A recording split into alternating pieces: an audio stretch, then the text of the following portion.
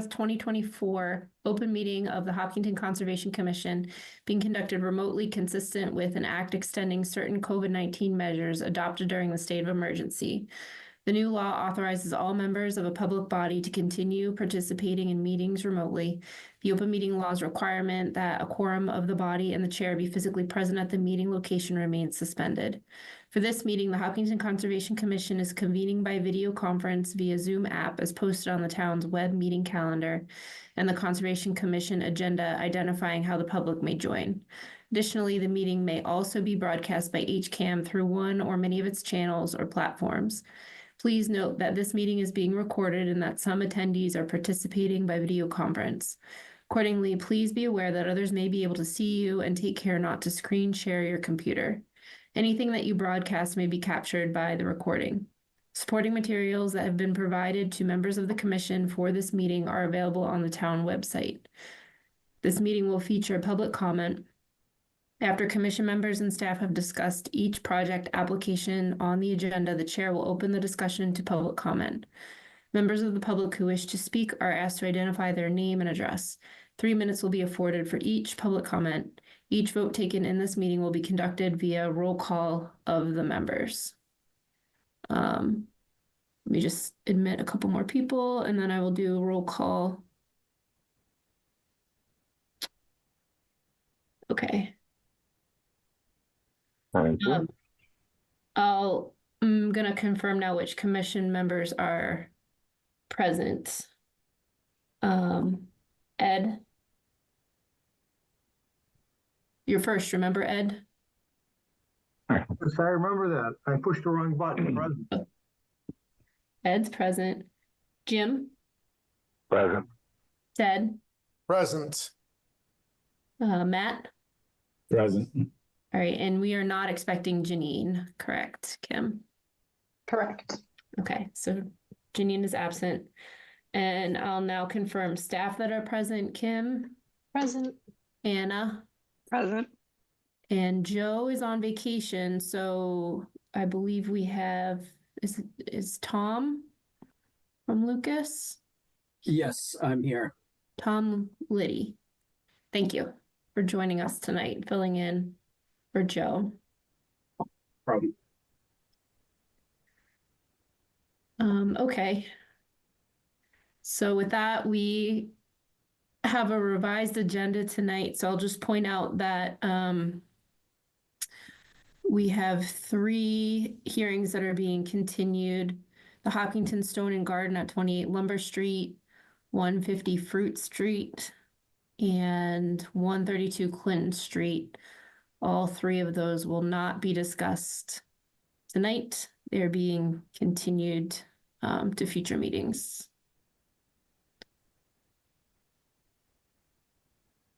All right.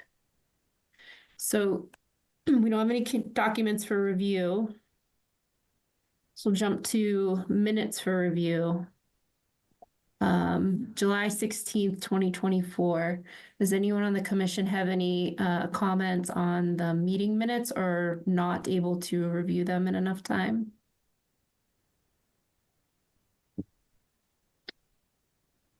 No questions.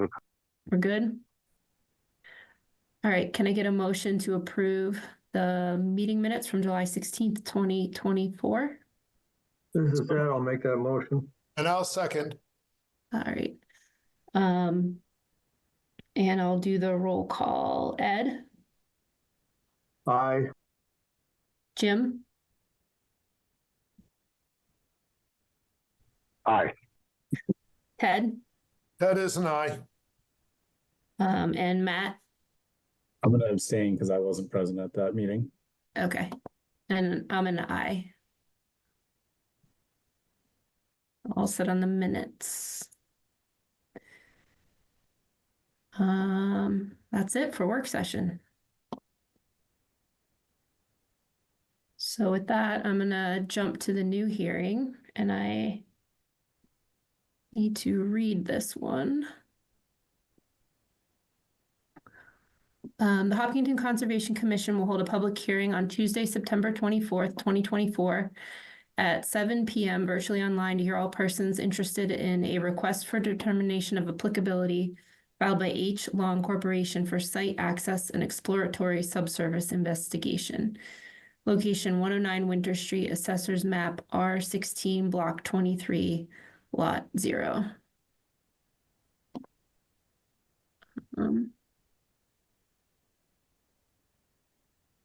All right, so this is one that we've seen a few times. And we currently have a order of conditions for a house in the back of the lot. So that being said, Kim, do you want to give a little update on what is going on now? Sure. Yeah. So just to recap, this is a site, a single family home with an existing single family home driveway that connects up to Winter Street. The lot itself contains a lot of the area in the back. The lot is bisected by an intermittent stream and associated BBW. I think it was 2020, the commission approved a bridge crossing of that intermittent stream, and the construction of a single family home in the rear of the lot. The applicant had reached back out to us subsequently, maybe a few months ago, and was looking to get started on the project. And I had realized that there would be a little over an acre of disturbance on the site. And so we realized that the project likely tripped the need for the local stormwater bylaw here in town. So after some back and forth with John, the applicant has realized that they're likely going to need to get that stormwater bylaw permit. And along with that, they will need to provide some type of stormwater BMP or SCM. And so the applicant would like to complete soil test pits on the upland side of the site to have an evaluation of the current existing conditions of the soils and what type of infiltration might be appropriate in that location. That being said, the applicant needs to cross the intermittent stream temporarily in order to get machinery over here to the upland side to be able to complete that testing. Normally the test pits and the borings are exempt from filing if they are in the buffer zone only. But this one is not, the crossing portion is not exempt. So the applicant has filed a request for determination of applicability for the crossing. And I'm going to let them take it from there for more of the details. Is Joe Marquardt on the call? Yes, I am. Good evening, all. The project originally approved in 2017 had a stormwater study done for the project.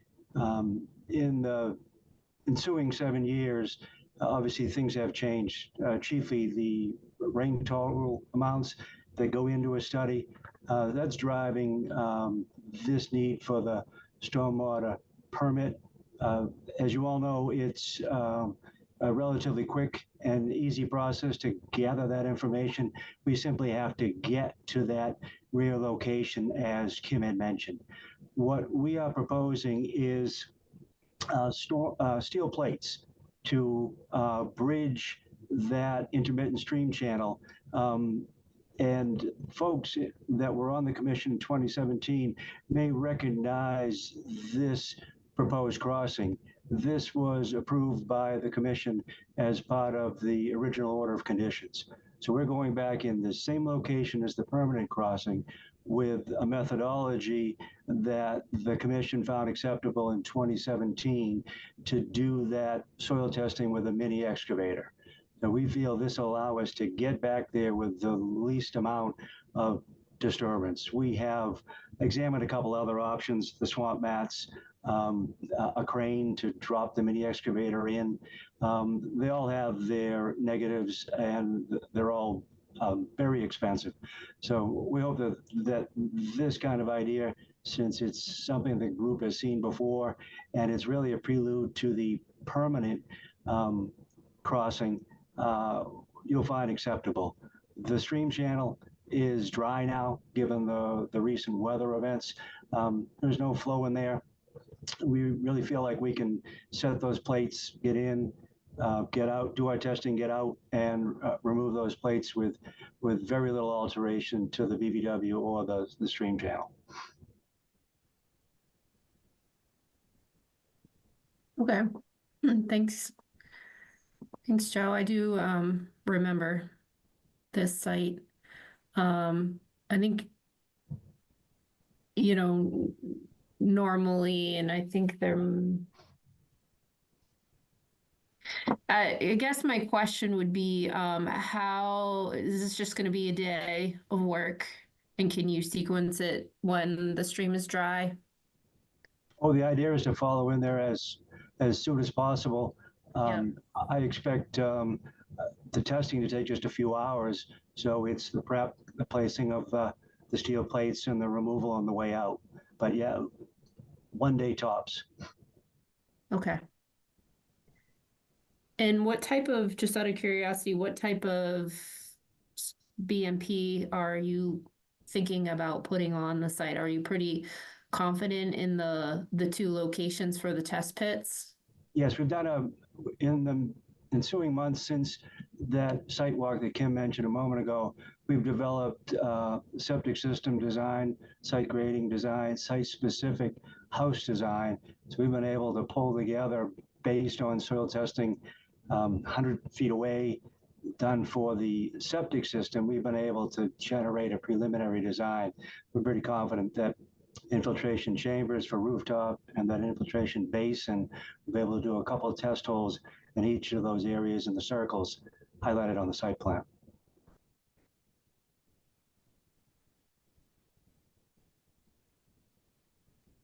Through the chair.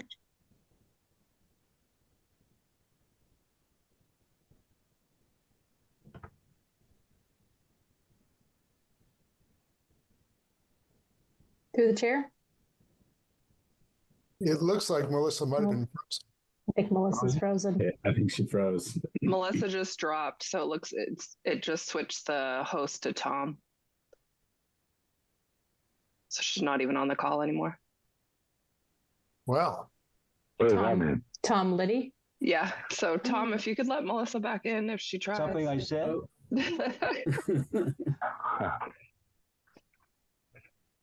I don't see anybody coming in. I'll Yeah. text her. I'll text her really quickly. Oh, her computer just shut down. She needs to restart. Oh, I guess she texted you. Yep. Okay. Tom, is there a way to pass? Maybe, I don't know if Ted or Matt could jump on and be the administrator. Let me see. Pass the hot potato. Bear with me here. I'm not sure why it defaulted to you. I'm flattered. Okay, I just switched it to Ted. Oh, thank you. 50-50 shot, Ted. Does that mean I'm running the meeting until Melissa gets back? Congratulations, Ted. Great. Kim, did you have something to add? I did. So actually, to pass the ball back, I believe Lucas Environmental had a review. So I just wanted to go over if Lucas Environmental had any comments. Sure. So I went out to the site last week, prepared a brief memo, took some photographs, submitted that to the board. I would just echo what Joe just said regarding the site. The crossing location, looks like there's already a footbridge there. A lot of the herbaceous layers in seasonal decline. The stream's dry. It doesn't appear that there'll be any need for tree clearing or any cutting of larger vegetation like that. I think I gave a couple of recommendations in the memo. One, I didn't review all the flags on this site. A lot of them were old and kind of faded. But I think given the nature of this work and the timing, it made sense to not check every flag, but I recommended, since I don't think the site's been reviewed since 2017 for wetland flags. So if there's a future NOI coming down the road, I think maybe it would be a good idea to have the line refreshed and relabeled and maybe just verify the flag locations at that time. And I just had some recommendations of, just what Joe said, getting the temporary crossing out of there as soon as possible. Perhaps maybe just have Joe prepare a memo, just a brief summary letter of when the work was done, when it was completed, maybe some photographs of what the crossing looked like before and after the equipment comes out. As far as means and methods, it seems pretty standard. And like Joe said, I think this is brief work, and it makes sense to do it now as opposed to the spring or the winter where you get more severe rain events coming through. And to that point, if there is, say, like a nor'easter coming or remnants of a hurricane or whatnot, maybe delay the work until any of the large rain events have passed. I think that's and they're incorporating some erosion controls, straw wattles and silt fence. That seems appropriate. And I think usually work within a no disturb or no build zone requires a waiver. I don't know if that would be necessary for an RDA, but I just thought I'd bring that up in case administratively the commission, should they choose to issue a negative determination, maybe include those waivers if it's appropriate to do so. Thank you. I was about to ask for some photos.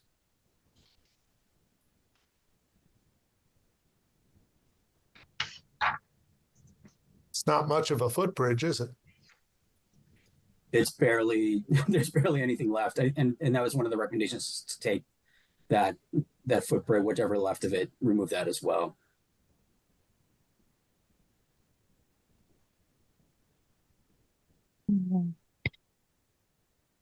Is that the stream crossing underneath there?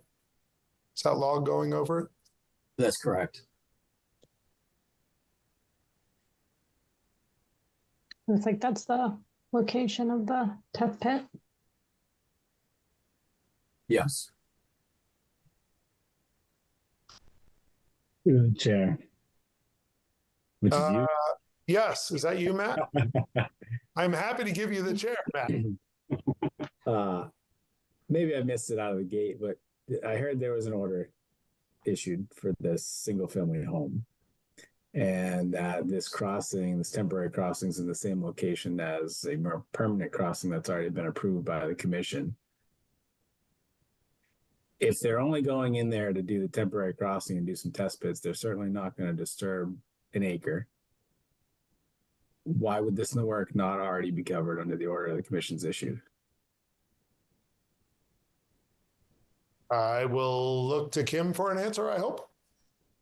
I don't think that the borings were necessary at the time that the NOI was filed. Is that Joe? Through the chair, yeah, I believe in reading the stormwater report, I feel like they were going to do confirmatory tests once construction began on the stormwater mitigation. They were relying on the test holes 100 feet away done for the septic system. I think it's one of those things that at that time, given the approval they had, the test pit information would eventually come, but it wasn't tied down with that original approval. Are the proposed locations within the footprint of the ultimate disturbance for the project that was approved? The proposed test holes that we're contemplating, Yeah, we're at the edge of the mitigation. It was we show this generally at the 100-foot buffer. The mitigation was right from about 35 feet from the BVW back up to the 100-foot buffer. So we're a little bit right east of most of the mitigation proposed in 2017. Does that feel good, Matt? Yeah, I mean, In it's 2017, there was no minimum offset to the limit of work related to the mitigation. That has since been changed in the bylaw to maintain a 50-foot offset. I think some of that work was down a little tighter simply because there wasn't a regulation that made it unacceptable. We're just trying to catch up with the change in policy at the planning board regarding the stormwater management permit and the changes within the stormwater bylaw. Yeah, so it looks like that riprap slope and some of the proposed work is beyond where the test pits you guys are requesting. I mean, I'd be more inclined to have this work be performed under the order that we've issued and issue a negative determination because we've got conditions that are issued for the project. I suspect those same conditions are what we would want to see even for the temporary crossing, which is likely some erosion controls like is shown on the plan. But also may have some other items in there that are worthwhile. I see that Melissa is back with us, so I will very happily hand the keys back to her. Thank you, Ted, for taking over. And I apologize. When did you get back? Just a second? I've been on for a couple minutes. Okay. So I don't know how much you heard, but we were just talking. I came in, we were talking about, I heard some discussion on where the work is proposed to be in comparison to the original plan, which I see is up here now. Yeah, my question, Melissa, was basically, why not have this work performed under the order that's already been issued by the commission? Given that it's the crossings in the same location, the test pits are within the footprint of the overall disturbance, and they're certainly not going in there today or next week, whenever they're going to go in, to do these test pits and disturb more than an acre. So they wouldn't be in a position where they would necessarily need the stormwater permit to do the two tests. Just a thought, right? I mean, Yep. Would we amend the existing permit, or would it just be assumed that it's covered and that our standard conditions for restoration, erosion, and sedimentation apply? that's how I'd view it, right? Because it sounds like they were planning on having to do some additional test pits in support of the final design for their project. It's all within the overall footprint of disturbance. We have conditions that have already been issued for the project that cover, like you said, the erosion sedimentation controls, the restoration of the area that's disturbed. Why create more work by issuing, even if it's issued a negative determination with conditions where you got to write up conditions and issue the negative determination? Just keep it under the order and everything's already done.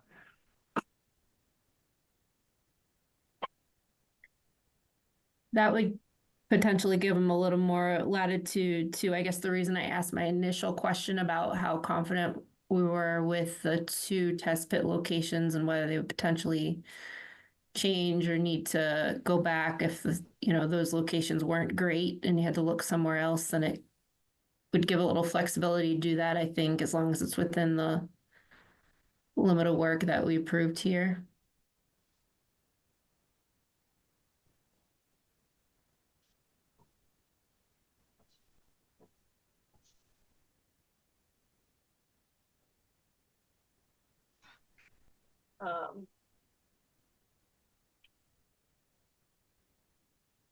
So our approval, and maybe you already covered this, the order conditions that we have right now allows for that steel plate system that they're looking at for a temporary crossing? Yes, it does.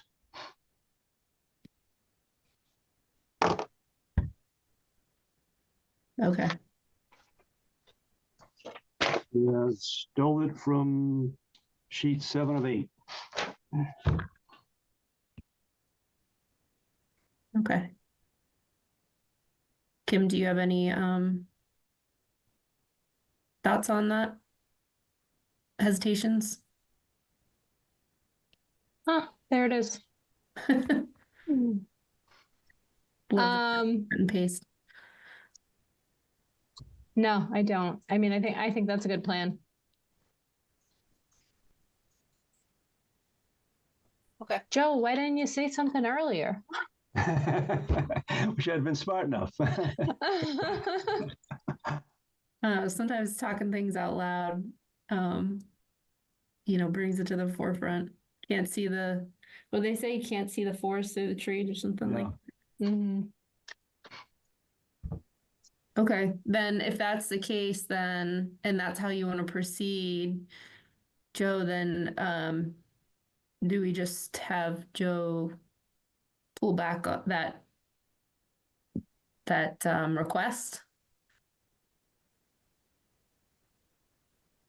To the chair? Yes, Is that a question for me? that's a question for you. Sorry, I'm Kim. sorry. That's okay. We could go either way. I mean, if the commission feels so inclined, we could issue a negative RDA, or the applicant could request that we could request to withdraw without prejudice, and this office could. Right. Okay. This office can Yeah. issue just kind of like a letter that says, like, we understand this work is taking place and we've reviewed it, and we expect that it is in line with the approved order of conditions and will not result in any more impacts than were already approved under the existing permit.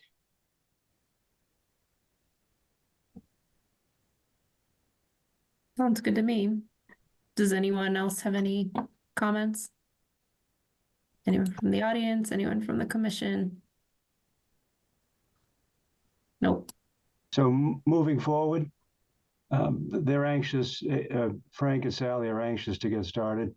The expectation was we would begin as soon as we had some kind of understanding with the commission. Do we coordinate with Anna? To move forward, putting all this in place at our own risk? How would you like us to move through this next few days? Through the chair? Yes. Okay, so Joe, it sounds like you're wanting to go the route of withdrawing without prejudice. Correct. Okay. So if you could submit, just email something to me and Anna in writing. And then it's my understanding, what I'm hearing is that the commission feels like this work is covered under the existing order. So you already have a valid order. So I would say that you can proceed with that work.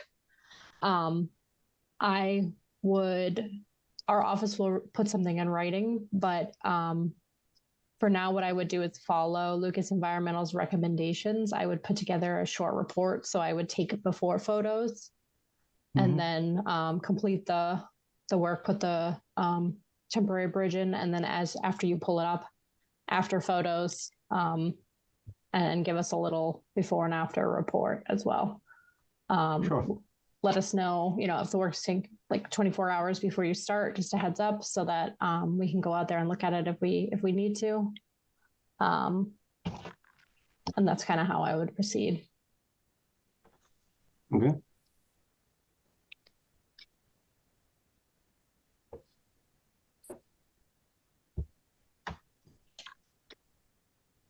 I just want to make sure too, through the chair, I'm not sure if we need to do public comment.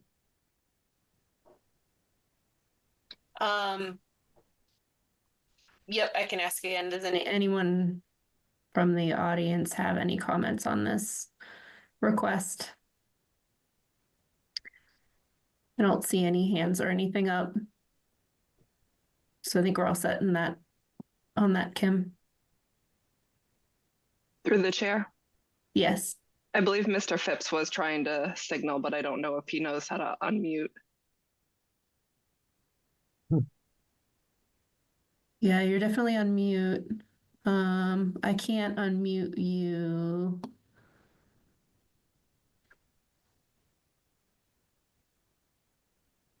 And you just hold the space bar down?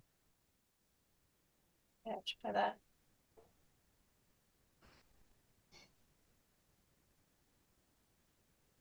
You can also type in the chat.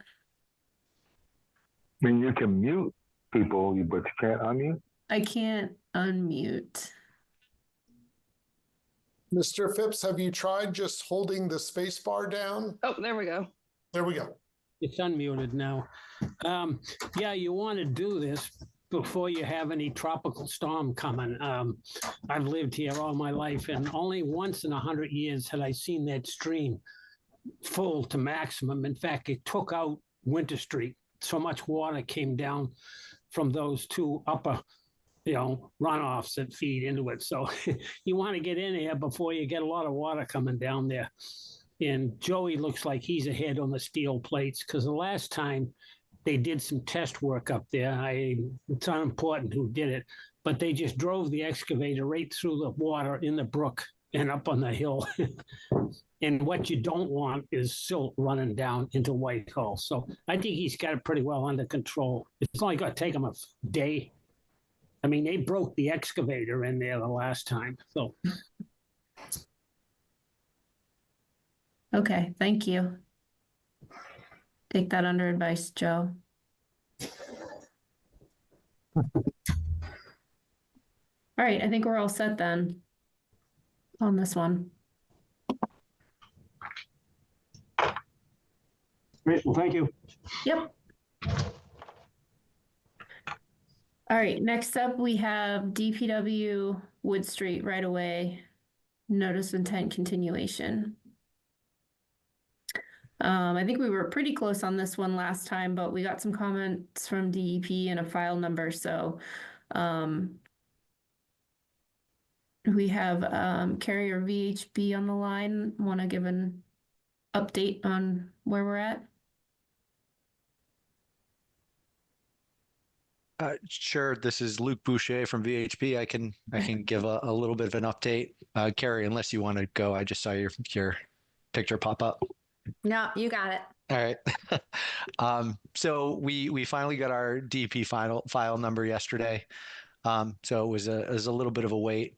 And we had previously received comments from the peer reviewer Weston and Sampson and provided a response letter and supplemental information. And Weston and Sampson's latest letter is dated September 6th. There were 4 outstanding items in there, minor, just minor items. I believe all 4 of those items, I believe they had listed saying, this is a minor item that we recommend be included as a condition of approval. I can go through those 4 if you guys would like. Sure. Sure. So I'll if you guys don't mind, I'll skip over the ones where they basically said this comment is addressed. Yeah, that's fine. Okay. Yeah. So comment 2, they were just looking for the invert at the outfall of the existing 12-inch pipe that discharges across the street. Basically what they said was, we recommend that the commission consider a condition that we provide that information prior to construction.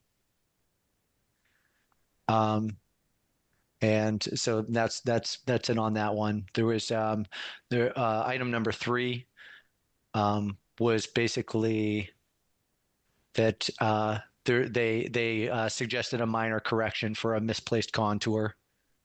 They similarly recommend that an updated plan be submitted as a condition of approval. Great. Number 7 was some stormwater calculations, pipe sizing. And basically they had said that we noted something, it was just a pipe size discrepancy, but that it, using in the calculation, it said concrete pipe instead of PVC. But similarly, that it's a minor, they noted that it was a minor error and that they recommended it again as a condition of approval.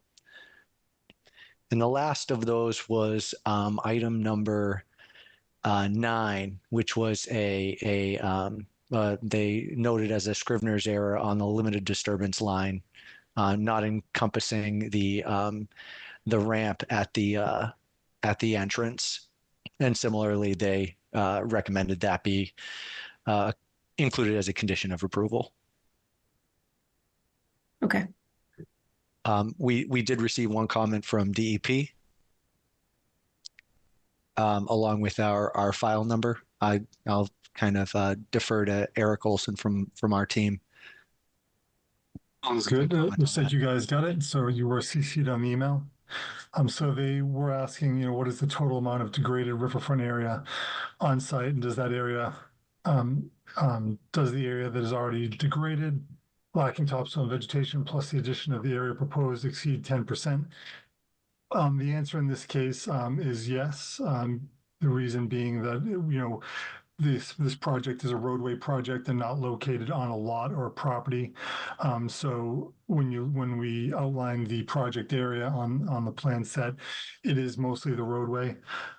So the only area that's not within the paved areas is the 55 square feet of impacts around that stone pad that we are proposing. So they also commented if the total does exceed 10%, mitigation should be proposed, as the area described for work does not appear to be described to lack topsoil and vegetation to comply with 10.585E.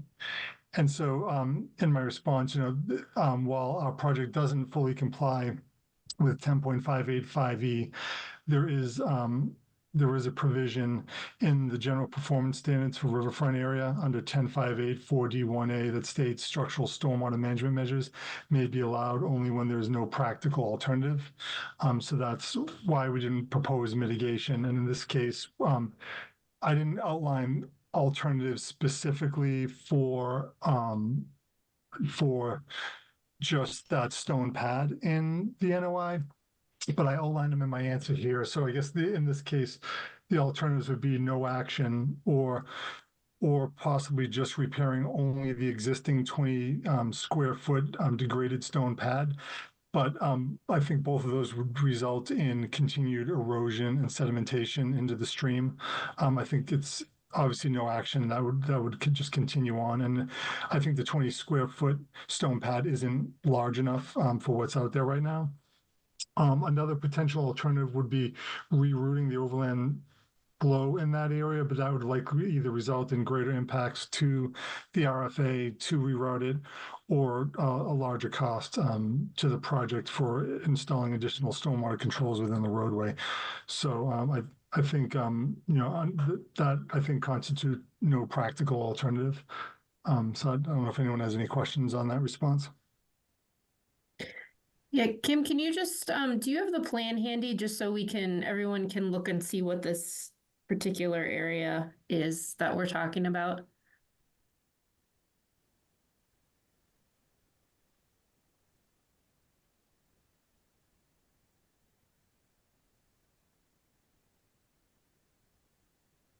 It's the next page over. Hi, I'm through the chair. I'm Peter Barozzi, also with VHB, and then it's the stone pad right next. This is right next to the DPW facility. I froze for a minute. Sorry. Yeah, I'm trying to find a photo too. I know we have.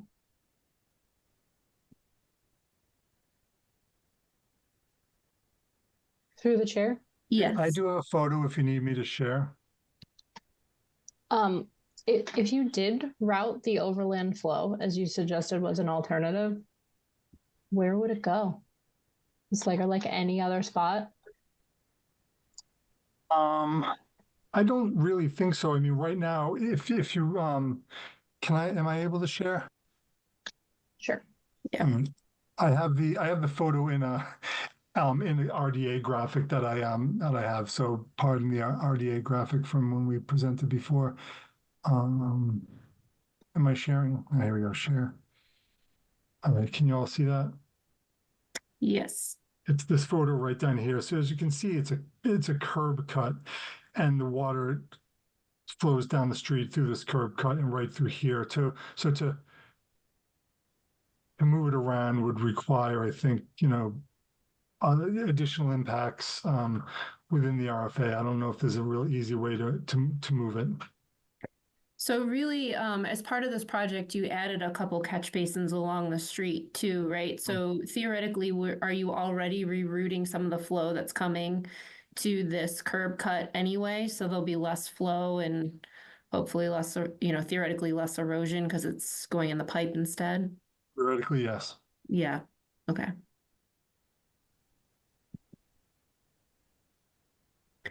Um, So, I mean, if you preferred that we only made, just upgraded the existing disturbed area, I mean, that is an alternative, but I think, when it comes down to it, this area is all, it's in the RFA, it's maintained lawn and some weedy area here. And there's no real habitat features here. So I don't think the impacts are really great in general when it comes to impacts to the RFA. It's not like it's like we're cutting down trees or non-disturbed forest or anything like that. So it's really up to your discretion on whether you want to approve it as is or if you require us to maybe seek one of the alternatives. I personally don't have a problem with how it is right now, and looking at the picture and looking at your explanation, I think it makes sense in answering DEP's comment. I guess just as long as you feel comfortable that DEP doesn't, I don't think, Kim and I were talking about this, I don't think they follow up much on comments. You don't want to wait in perpetuity for an answer either. So I don't know if anyone else has any thoughts on the commission, but I'm okay with the design.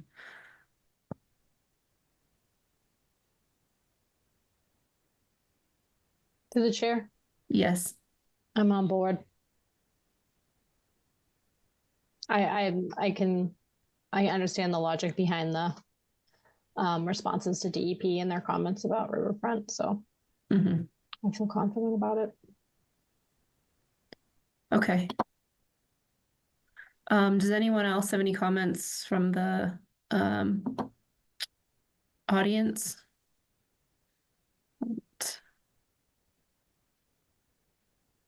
See any? Okay, so I think at this point, if everybody's good, then I'd ask for a motion to approve the project So moved. and get signatures from Kim or Anna. Yeah, Now so moved. I'll second with a minor amendment that we require a final, fully conformed set of plans addressing the outstanding comments. Yes. Thank you, Matt. All right, all in favor, Ed? Aye. Jim? Aye. Ted? Aye. Matt? Aye. And I'm an aye. So, you're all set. Thank you very much. Thank you. Thank you all. Thank you.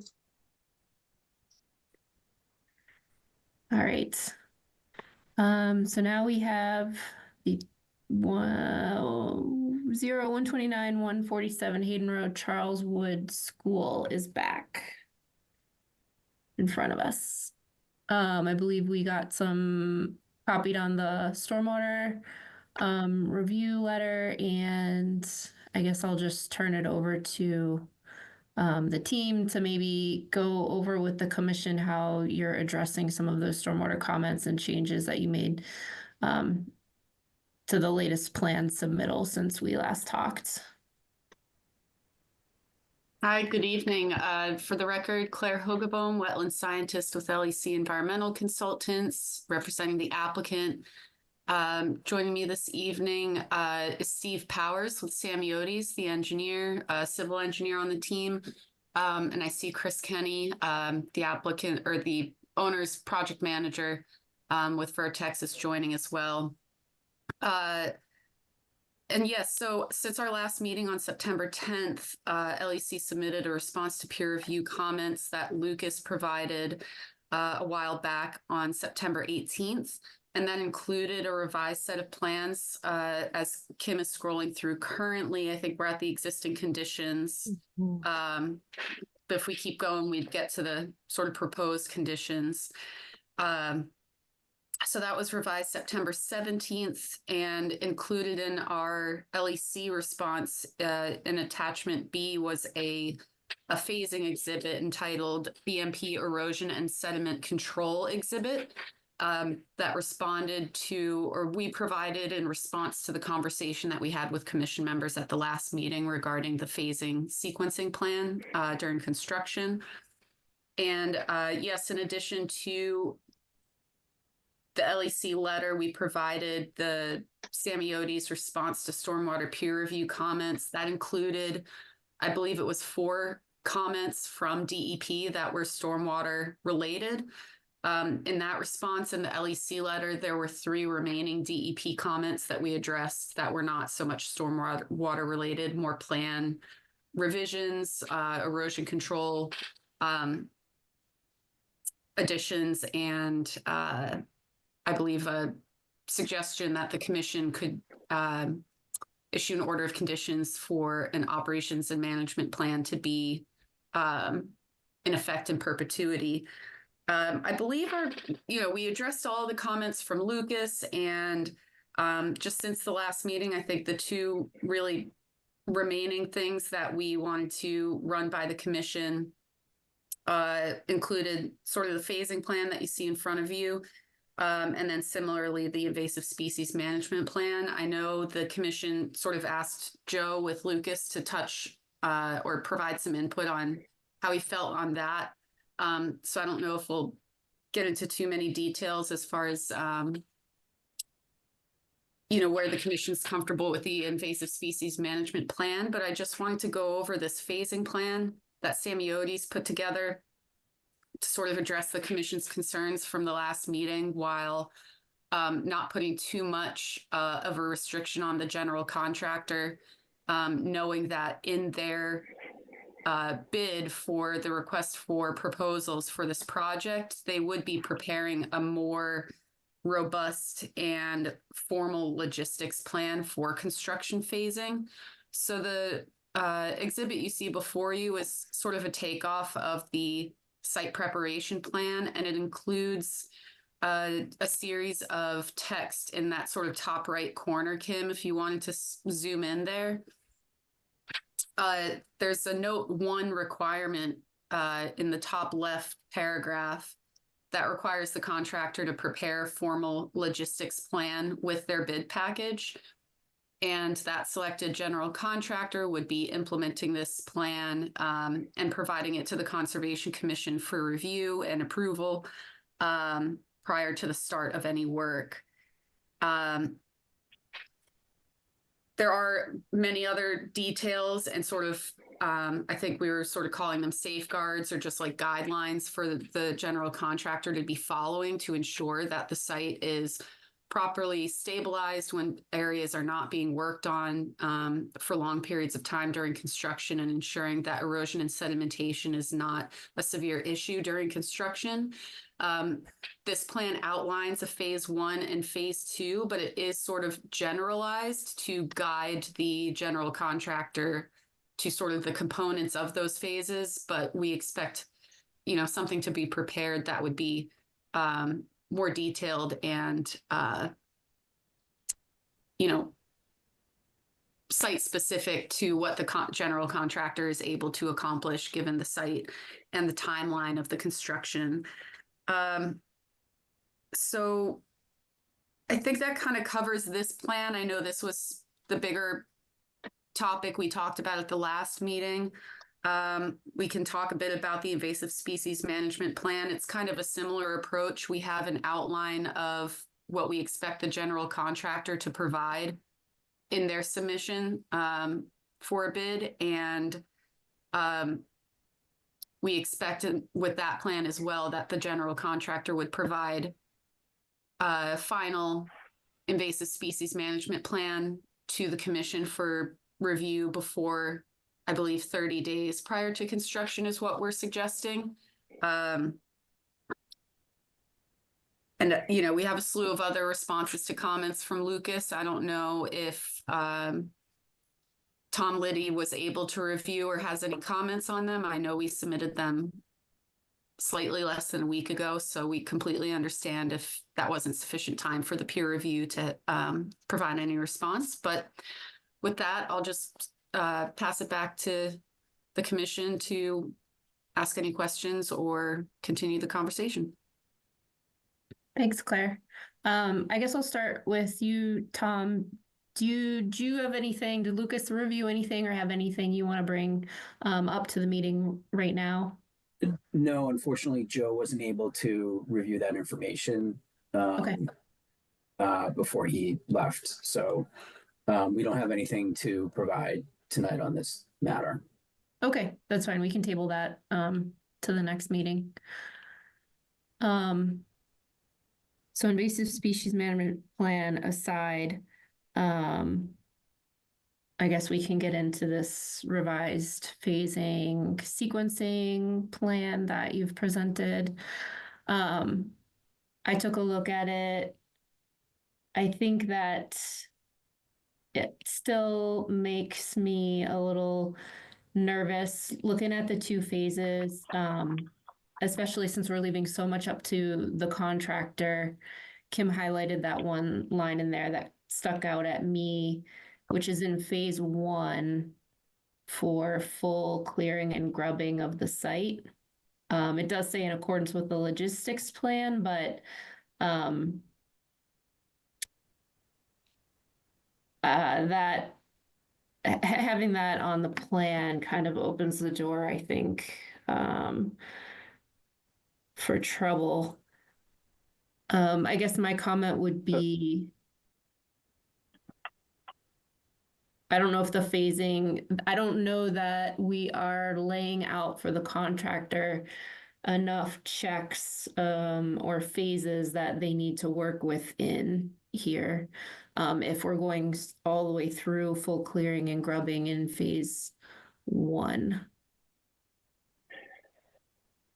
So, Madam Chair, Steve Powers, through you to you and the commission.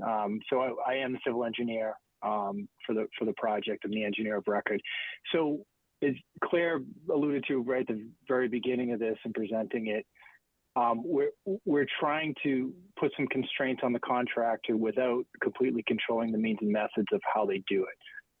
On the flip side, we totally understand the commission's position about protecting, obviously, the wetland resource areas on site. All of those are located to the west of the site, or west of the building area, northwest and southwest. So what we wanted to do is be a little bit more specific with phase 1, and Paramount and I think any contractor would completely understand this. Certainly one that would be working on a large project like this with resource areas nearby, is that protecting the resource areas is the first order of business. So we try to be a little bit more specific in the phase 1 part of it. The fact is, at this point, until we bring a contractor on board and they're able to sequence this, we frankly don't have the total amount of phases. To your point about item number 6, full clearing, we can certainly remove that and revise that statement to say clearing and grubbing the site in accordance with the logistics plan and sequence phasing, within the logistics plan, if that helps you and the commission with having some comfort level with this plan. I do want to go back to the original best management practices and the all the way over to the top left. So very similar. We were obviously in front of the commission with Hopkins School.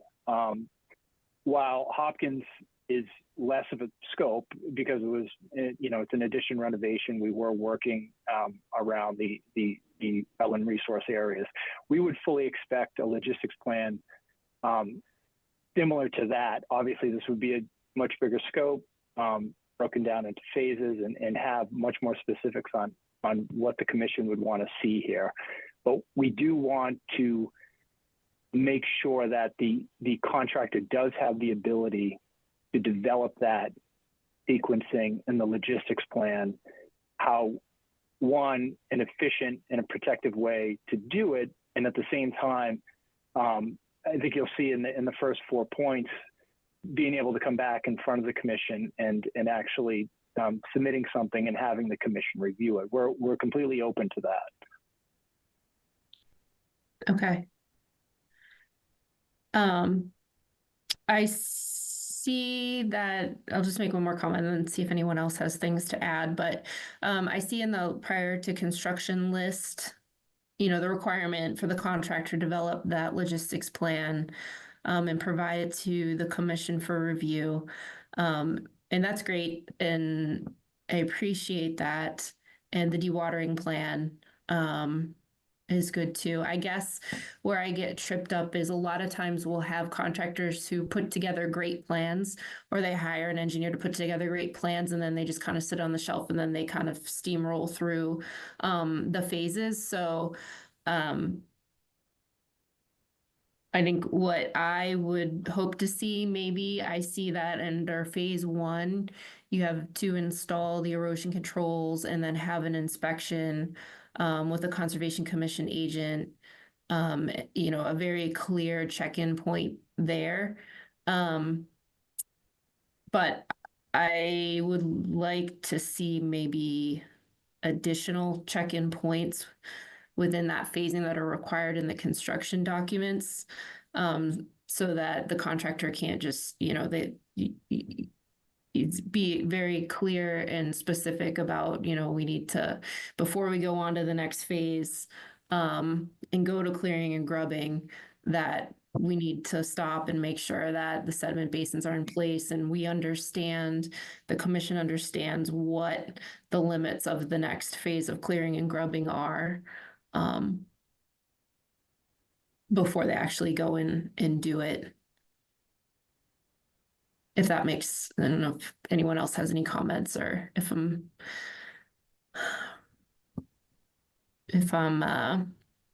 explaining based on our experiences, kind of where we see things get tripped up in construction phases. Once the contractor takes over, things can go really quickly. Through the chair. Yeah. Very briefly, I agree completely. I'm excited to approve this plan. I'm excited to get our town moving forward with a needed building. But boy, oh boy, have we been burned when there hasn't been carefully laid out and checked in on phasing plans. So I'm with you. Through the chair, it's Tim Person from the schools. If I could just add in, I think maybe the added layer that we have for management on this that may not be on your other projects is that we have an owner's representative through Vertex who is on site daily, who would help us as the owner make sure that we're following that the contractor is following the procedures that are put in place. So we do have an extra layer of management that represents us from the schools to the contractor that could help, hopefully mitigate some of your concerns as well. That's not anything in writing that we can give you, but that's the point of the OPM, is to make sure that we're protecting the things that we're supposed to protect and to build a good building for the town. Mm-hmm. Yeah, I appreciate that. And I think that will be helpful and something that we don't necessarily have with the private developments. But, and I think that maybe if we can, like I said, get a couple more review items itemized within the phasing so that Vertex can have those in their schedule, that they'll be keeping to make sure that they check in with the commission, or make sure that the contractor does at a couple additional times, rather than just kind of the beginning and then at the end toward phase 2, where we're closing things out. Through the chair? Yes, Kim. Are you referring to check-ins before the start of different phases, or check-ins at project milestones? I was thinking before moving on to another phase. Okay. But so I mean, the- it would work around project milestones as well, I think, though. I think there's one in here, not really numbered, but if phase one is stabilizing, putting up the erosion controls and whatnot, then there's a clear review and approval before they move on to preparing the temporary parking and storage, moving on to 3, 4, 5, 6, 7, and 8.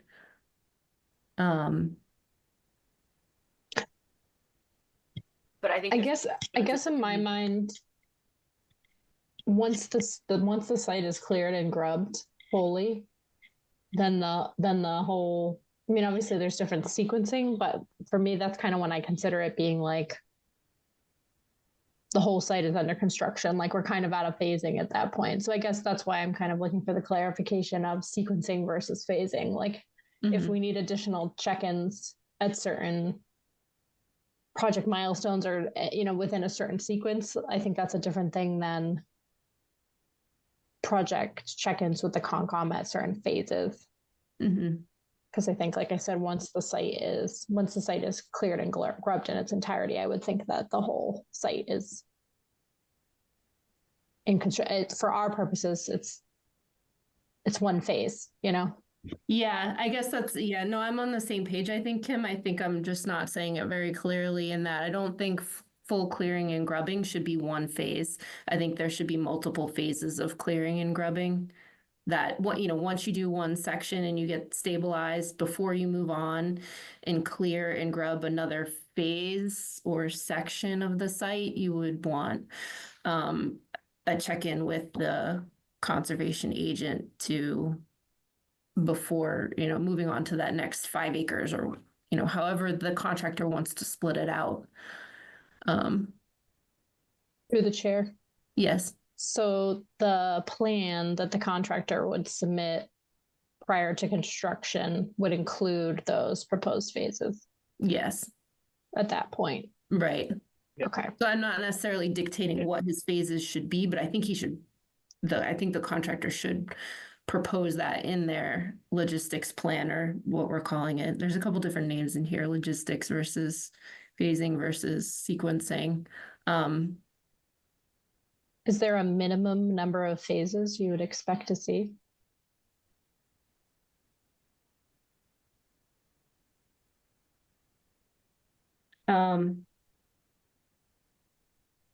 Probably 3. Through the chair, I'm sorry, I don't know if I'm misunderstanding it. When you're talking about phases and expecting 3 phases, are you expecting the site to be cleared in 3 sections? Or you're asking for sort of, instead of phase 1 and 2 here, there's a 3rd phase somewhere there to afford that extra check-in point? Like, let's find a milestone within phase 1 that's another check-in point where phase 2 would technically be starting. I don't know if I'm understanding. Yeah, I think that the phase 1 should be split into, there should be another phase in there somewhere, and that full clearing and grubbing shouldn't be a phase in itself. Okay. So through the chair, would it be acceptable? Again, this is still a very amorphous logistics plan. We're trying to lay it out how we would typically do this. If we can build into the order of conditions, say for site visits, however long that is, prior to a certain point where Kim or the Concom agent or commission members come out and actually inspect it, but be able to understand that there needs to be 4 before a certain point, or 3 prior to progressing with the next phase. And then we're able to kind of, maybe during the pre-construction meeting, talk about what those are and when it makes the most sense to do it. And at that point, we'll have everybody in the room, the commission, their representative, Claire, myself, Tim, and the OPM, and as well as, most importantly, the contractors, to understand when that is, and then we can track it from there. But there will be a certain number that are built into either this plan or the order. Yes. I agree with Okay. that. Yeah. Yeah. I think that's perfectly reasonable. Yep. Yeah, through the chair, I just want to reinforce what Steve said. We think the emphasis should be given to the contractor at the initial mobilization requirements for the areas they work in. And then the BMP sequence they need to adhere to until an area is stabilized. And then, working with the contractor to develop the plan and then identify how they'll comply and be held accountable. So I think what Steve's mentioning.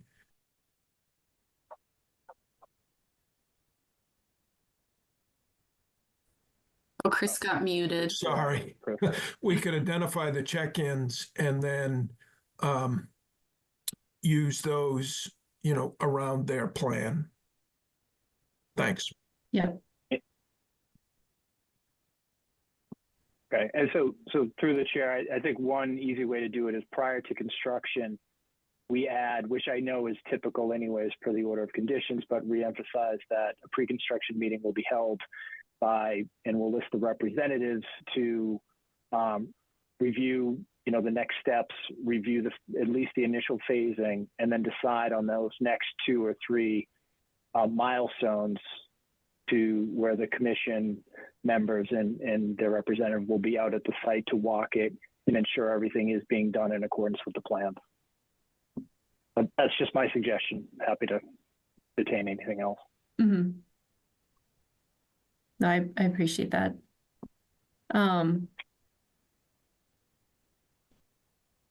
Matt, do you have anything to add? Anyone else on the commission?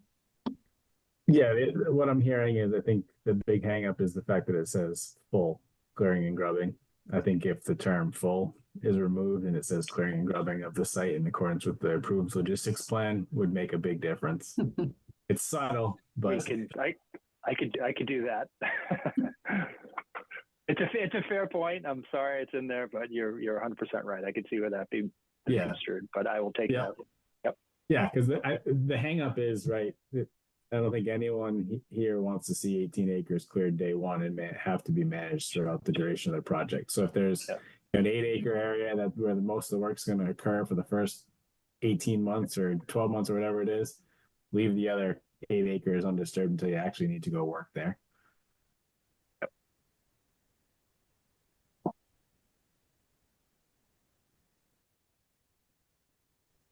Through the chair? Yes.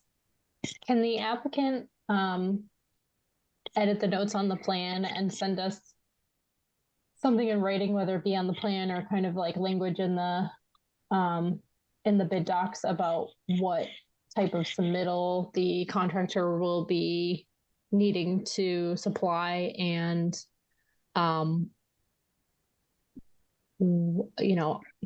of how to navigate this communication with the commission and how often it's going to happen, just so I can have that to review and kind of feel comfortable with that, what's proposed.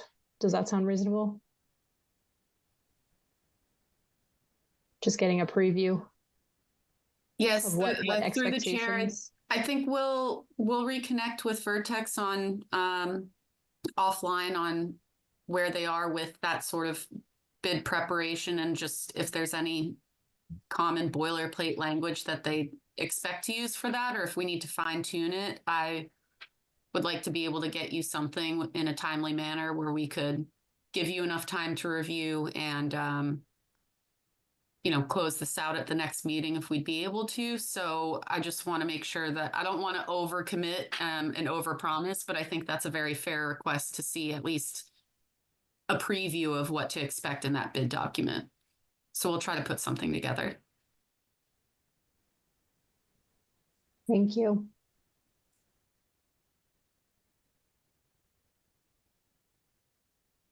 Okay.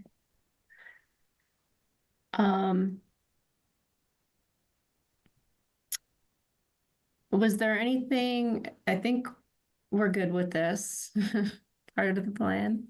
Were there any other stormwater comment responses that you wanted to point out or discuss with us tonight as you're working through that document?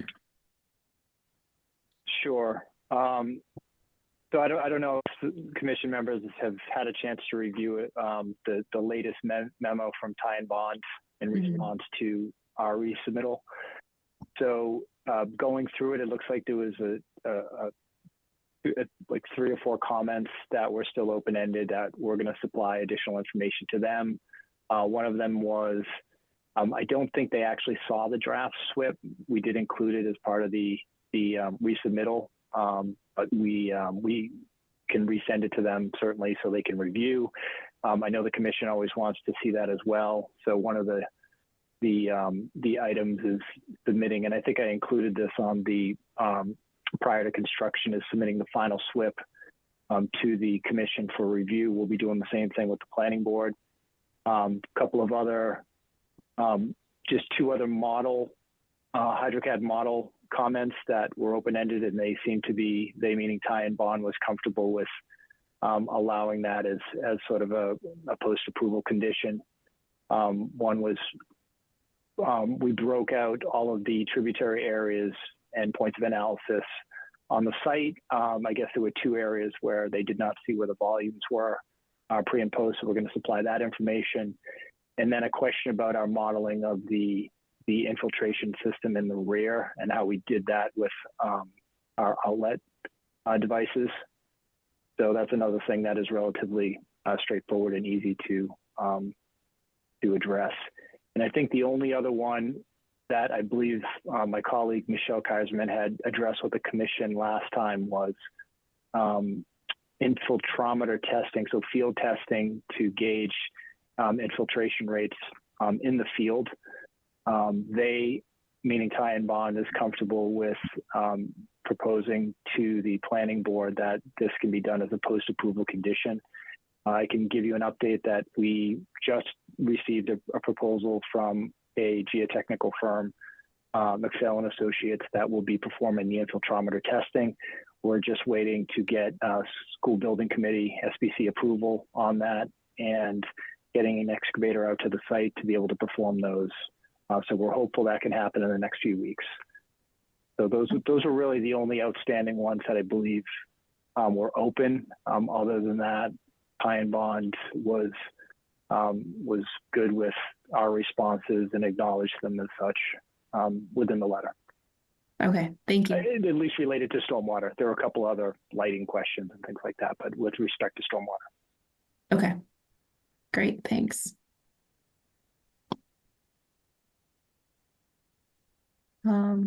Okay. I think with that, I'm all set with my questions, comments. Anyone have anything else? Kim, is there anything else we wanted to touch on tonight? Notes quick.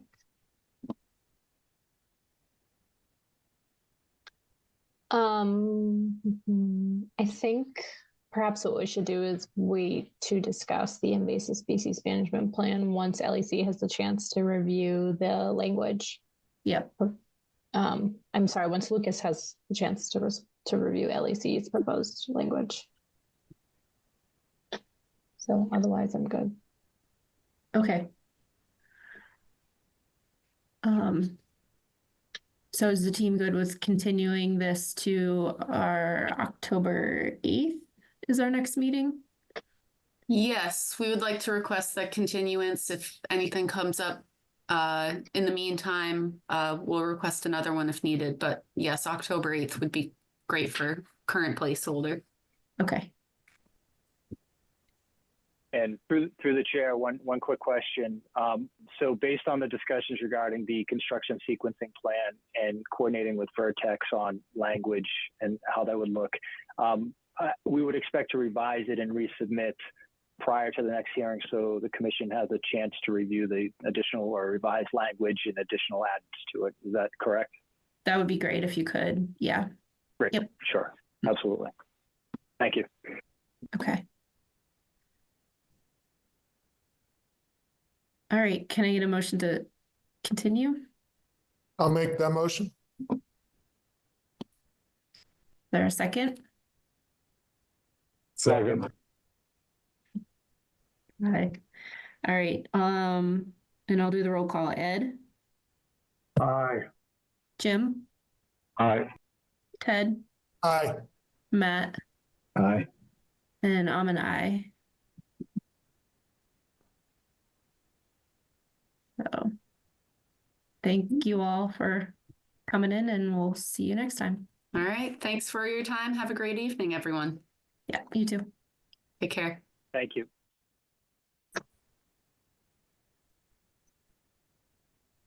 Okay. So I think that's it, unless we don't have any public forum requests, right, Kim? We do not. All right. Anna, next meeting, we should expect to have some COCs, right? Yes. We have a COC backlog that is just making its way to the commission, so gear up. Okay. And through the chair, no new public hearings for October 8th. So they'll just be continuations and COCs and whatever else work session items come about. Okay. All right. I did want to mention that the MACC Fall Conference is coming up October 19th, I believe. October 19th. I think most of you probably got an email about that. If you're interested in attending, then you can just email Anna, and the town will cover the registration, and Anna can sign you up for classes. I'm gonna go. Ed, I know you were interested. You're going, and Kim is presenting. Hey. In one of the on erosion controls. Is that right, Kim? What you Something said? like that. Something like that. Okay. It's a very basic level review of the NIPD's CGP permit and kind of how that overlaps with some of the work that the Conservation Commission does and why Conservation Commissions might want to care about it. So wish me luck. I told someone like 6 months ago, I was like, yeah, I'll totally do it. They like, can I have a favor? I was like, yeah. And now I'm like, oh boy. Well, you should have plenty of photos from the trip for examples on what not to do. I do have some photos I have in mind. You'll do great. It's just that crunch time feeling. It's 3 weeks out. Now you're starting to stress a little bit about it. Yeah. While balancing 2 jobs. Yeah, exactly. Yeah. Not to mention at least a Bambino and a husband to deal with. Who? Baby. I'm talking about you, Kim. Hands full. No. Yeah. All right. Sounds good. And you'll be at our next meeting, Kim? I believe so, yes. So, okay. Great. Yeah. All right. Can I get a motion to adjourn then? I'd like to make a motion to adjourn. Second. Wow. Are the cleaners there? I got to get out of here. The cleaners are at the door. Cleaners are knocking. All right. Ed? Aye. Jim? Aye. Ted? Aye. Matt? Aye. And I'm an aye. Thank you, everybody. Good night, everyone. Have a Thank you. good night. Bye, everybody.